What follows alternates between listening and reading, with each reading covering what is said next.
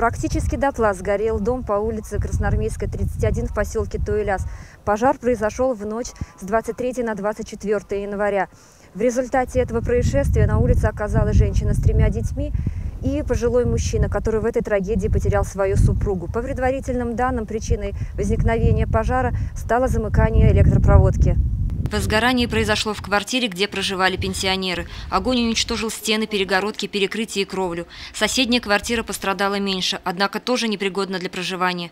Пожилой мужчина и мать с 3 детьми смогли выбраться из пожара самостоятельно. Прибывшие на место трагедии пожарные не 1 час боролись с огнем. Сегодня в 3 часа ночи в нашем поселке произошел пожар. Загорелся дом на 2 хозяина.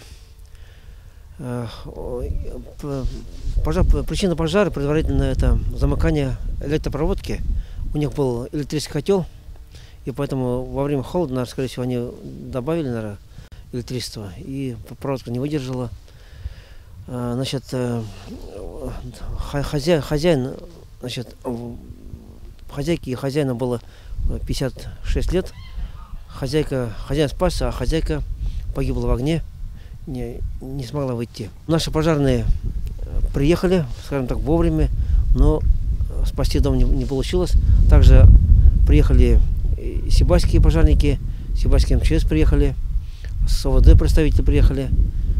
Все сработали оперативно, но, к сожалению, конечно, вот погибла хозяйка. Такой несчастный случай произошел в нашем поселке.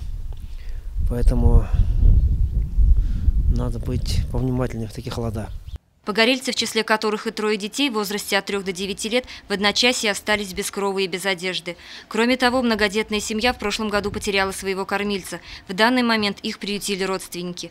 Очевидно, что пережившие и переживающие эту огромную беду еще долго будут нуждаться и в моральной, и в материальной поддержке. Отрадно, что неравнодушные люди уже начали откликаться, и помощь приходит не только от жителей поселка и города. Средства перечисляются и от депутатов Курултая, которые, узнав о трагедии, не остались в стороне. От такой трагедии не застрахован никто, однако каждый желающий может оказать посильную помощь в виде вещей либо предметов первой необходимости для погорельцев. Вся контактная информация на ваших экранах. Ирина Оренбургина, Олег Кадыров, Гульгина Раскельдина, телекомпания СТВ.